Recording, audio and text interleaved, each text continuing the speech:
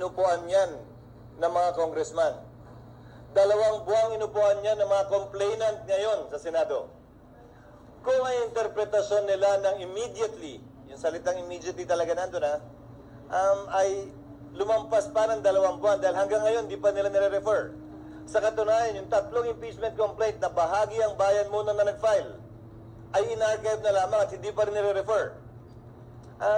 Sino naman sila ngayon para madaliin kami samantalang sila naman ay tila hindi nagmamadali kaugnay sa kanilang reklamo mismo.